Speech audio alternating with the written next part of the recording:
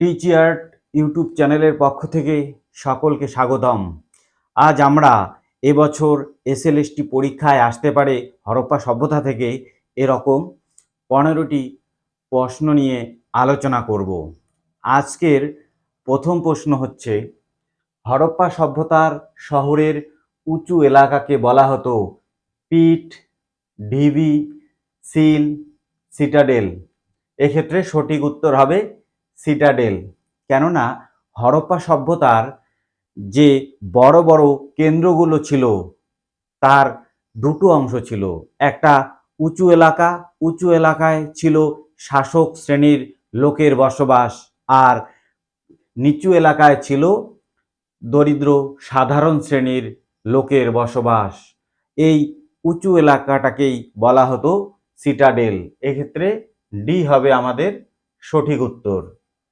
দ্বিতীয় প্রশ্ন হচ্ছে, হরপ্পা সভ্যতার মানুষের গড় আয়ু ছিল, তুলনামূলকভাবে হরপ্পা সভ্যতার মানুষের গড় আয়ু কম ছিল।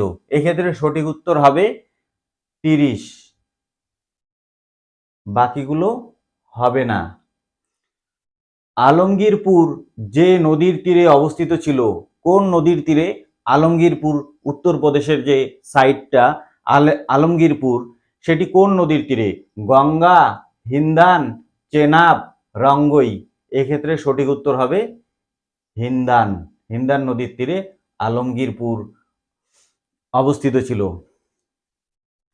হরপ্পা জেড আমদানি করত। হরপ্পা কোথা থেকে জেড আমদানি করত? আরব থেকে, ইরান থেকে, মধ্য এশিয়া থেকে, মহারাষ্ট্র থেকে। এখানে সঠিক উত্তর হবে সি, মধ্য এশিয়া থেকে জেড রপ্তানি করত। যেটি হরপ্পার বড় কেন্দ্র।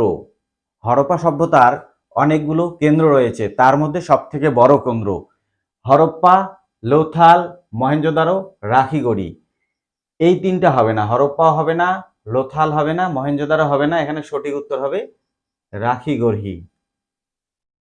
পরের প্রশ্ন, হরপ্পা ব্রিটিশ আমলে ছিল বাস স্টেশন, ট্রেন স্টেশন, বিমান ঘাঁটি, জাহাজ ঘাঁটি। এক্ষেত্রে সঠিক উত্তর হবে ব্রিটিশ আমল থেকে হরপ্পা ছিল একটি ট্রেন স্টেশন। হরপ্পার সুদৃশ্য স্থাপত্যটি হলো, অনেক স্থাপত্য পাওয়া গেছে হরপ্পায়, তার মধ্যে চোখের পড়ার মতো চোখ ধাঁধানো স্থাপত্য ছিল কোনটি? সেটি হচ্ছে আমাদের প্রশ্ন। এক্ষেত্রে যজ্ঞবেদী সঠিক নয়, পোতাশ্রয়ও সঠিক নয়, মন্দিরও সঠিক নয়। এক্ষেত্রে সঠিক উত্তর হবে বৃহৎ স্নানাগারটি ছিল খুব সুন্দর, দৃষ্টিনন্দন। এবারে আমাদের পরের প্রশ্ন, সিন্ধুর সিলমোহরগুলি নির্মিত হতো কি দিয়ে? সিন্ধুর সিলমোহরগুলি নির্মিত হতো সীসা, স্টিয়াটাইট, রূপা, সোনা দিয়ে। এখানে সঠিক উত্তর হবে স্টিয়াটাইট দিয়ে শিলগুলি নির্মিত হতো। লোথাল যে নদীর তীরে অবস্থিত ছিল? উত্তর হবে ভোগাবার, বাকি তিনটে হবে না। হরপ্পা ছিল সমসাময়িক বিশ্বের বৃহৎ শহর, দ্বিতীয় বৃহত্তম শহর, ছোট শহর, তৃতীয় বৃহত্তম শহর। এক্ষেত্রে সঠিক উত্তর হচ্ছে বৃহৎ শহর।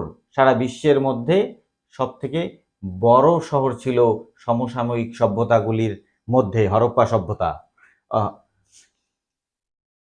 যেটি প্রোটো হরপ্পান কালচার নয়।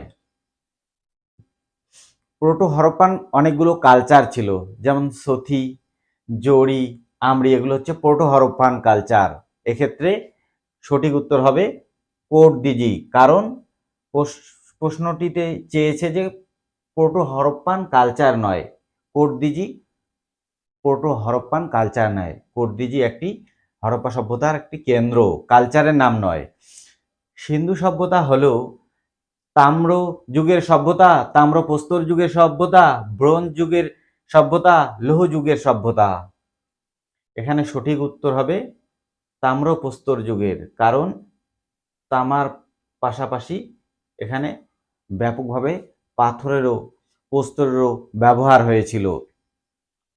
প্রথম যে হরপ্পার ধ্বংসের কথা প্রত্যক্ষ করেন, এ এম.এস. ভাট, বি.